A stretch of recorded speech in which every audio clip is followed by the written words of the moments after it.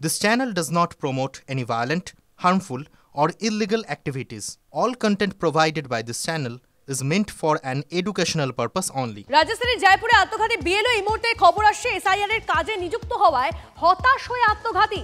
কথা বলবো আমাদের প্রতিনিধি সুমন মহাপাত্র আমাদের সঙ্গে রয়েছে। সুমন, ঠিক কি অভিযোগ সামনে আসছে?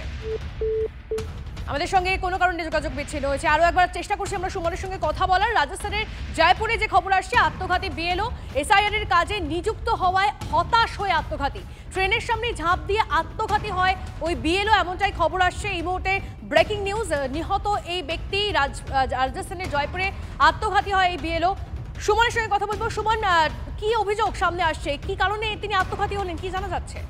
দেখো, ৪৫ বছর বয়সী মুকেশ জাঙ্গির প্রাইমারি স্কুলের শিক্ষক ছিলেন, বিএলওর চাকরি করছিলেন, মানে বিএলওর কাজ করছিলেন, প্রাইমারি স্কুলের শিক্ষকতা করেন। বিন্দায়াকা পুলিশ স্টেশনের অফিসার বিনোদ বর্মা জানাচ্ছেন যে এই জাঙ্গির হঠাৎ করে ট্রেনের সামনে ঝাঁপ দিয়েছেন এবং পরিবারের তরফ থেকে দাবি করা হচ্ছে যে বিএলওর কাজ করছিলেন তিনি, ভোটার লিস্ট রিলেটেড একাধিক ডিউটি তার উপর ছিল এবং বেশ কিছু বিষয় নিয়ে সমস্যা হচ্ছিল, সেজন্যই তিনি ইন্টেন্স প্রেসারের মধ্যে এই কাণ্ড ঘটিয়ে ফেলেছেন। আমরা দেখেছি যে বিভিন্ন সময় এখানে তৃণমূল কংগ্রেস তারা বিভিন্ন লোকের তথ্য তুলে ধরেছে যারা এই বিএলওদের চাকরির জন্য প্রেসারাইজ হচ্ছেন, তার সাথে সাথে তাদেরকে কিন্তু এই এফআইআর প্রসেসের মধ্যে দিয়ে তারা যখন যাচ্ছেন প্রেসারের মধ্যে তারা আত্মহত্যা করেছেন। এবার কিন্তু রাজস্থান থেকে এই খবর আসছে যে তিনি এভাবে এই ট্রেনের সামনে ঝাঁপ দিয়ে দিয়েছেন। বিএলও হিসেবে তার যখন ডিউটি তিনি পালন করতে যাচ্ছিলেন তারপর ইন্টেন্স প্রেসার ক্রিয়েট করা হচ্ছিল। ইতিমধ্যেই কিন্তু সেখানকার যে প্রশাসন তারা কিন্তু ঘটনার তদন্ত শুরু করেছে, পুলিশ পৃথকভাবে তদন্ত করেছে, তবে পরিবার দাবি করছে, জানা যাচ্ছে পরিবারের দাবি যে চাপের মুখে আত্মঘাতী ওই বিএলও। বেশ, ধন্যবাদ সুমন। বেতন বৃদ্ধি, সরকারি স্বীকৃতি, স্থায়ীকরণের দাবিতে কালীঘাটে বিক্ষোভ সুপারভাইজারদের। মুখ্যমন্ত্রীর বাড়ির সামনে ধর্নায় বসে গেলে পুলিশের বাধা। কালীঘাট থানায় নিয়ে যাওয়া হয় বিক্ষোভকারীদের। আন্দোলনকারীরা জানিয়েছেন মাত্র ৬৫০০ টাকা মাসিক বেতনে কাজ করেন তারা।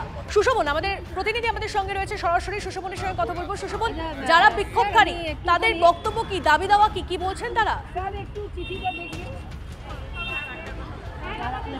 দেখো, তাদের যেটা মূল দাবি সেটা হলো ৬৫০০ টাকা তাদের বেতন দেওয়া হয়, সেই বেতন অবিলম্বে বাড়াতে হবে এবং তাদের যে সম্মান সেই সম্মান ফিরিয়ে দিতে হবে। আপনারা এখানে কেন এসেছেন এবং আপনাদের দাবি? আমরা প্রথমেই বলি, আমরা মাননীয় মুখ্যমন্ত্রীর কাছে কোনো অভিযোগ করতে আসিনি, ওনার বিরুদ্ধে আচরণ করতে আসিনি। আমরা এসেছি ওনার কাছে অনুরোধ করতে যে এফটিএস বলে একটা বস্তু সমাজে ঘোরাফেরা করছে, তাদের কথা একটুখানি জানানোর জন্য, দিদির কাছে পৌঁছানোর জন্য। কারণ এইচএসডাব্লিউরা কনভার্ট হয়ে আশায় চলে গেল, এনইউএইচএমের অন্তর্ভুক্ত হলো, আর হ্যাঁ বলছি, আর এফটিএসরা পড়ে রইল পিছনে। এফটিএসদের কাজগুলো এখন করছে সিএইচএ, আর সিএইচ যে এলো। আমাদের দাবি হচ্ছে এনইউএইচএমের অন্তর্ভুক্ত করতে হবে, বেতন বৃদ্ধি করতে হবে। তারপরে হচ্ছে অবসরকালীন যে ভাতা যেটা দিচ্ছে, ৬৫ বছরের আগে যদি কোনো দিদির কোনো শারীরিক অসুস্থতা হয় বা উনি কোনো কারণে যদি ওনার দুর্ঘটনা ঘটে, তার সেই টাকাটা যেন তার পরিবারকে দেওয়া হয়। এছাড়াও আরও অনেক দাবি আছে যেগুলো। এই যে আপনারা এখানে এসছেন, কালীঘাট থানায় বর্তমানে এসছেন, আপনারা কি মুখ্যমন্ত্রীর বাড়িতে যাবেন? হ্যাঁ, অবশ্যই।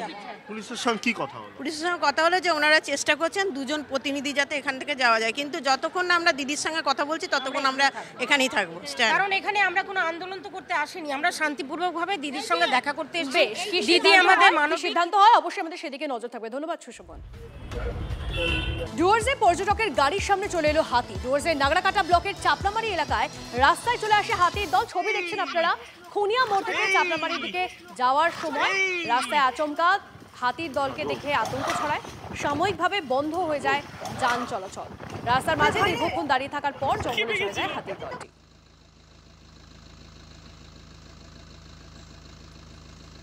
কতটা সেন্সিবল হলে এইরকম যে ছবি দেখছেন আপনারা, পর্যটকদের গাড়ির সামনে হাতির দল চলে আসে এবং দীর্ঘক্ষণ তারা দাঁড়িয়ে থাকার পর তারপরে ফিরে যায় জঙ্গলে।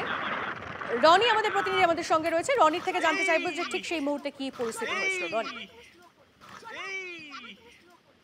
জঙ্গলের এক প্রান্ত থেকে অন্য প্রাণে যাতায়াত করার সময় জাতীয় সড়কের উপর দাঁড়িয়ে পড়ে। এদিনও ঠিক একই ঘটনা ঘটেছে। চাপড়ামারি জঙ্গলের মাঝখান দিয়ে যে রাস্তা গিয়েছে সেখানে একটি হাতির দল আচমকাই উঠে পড়ে এবং সেখানে বেশ কয়েকটি শাবক ছিল, যার ফলে দীর্ঘক্ষণ হাতির দলটি রাস্তা আটকে থাকে, বহু গাড়ি আটকে যায়।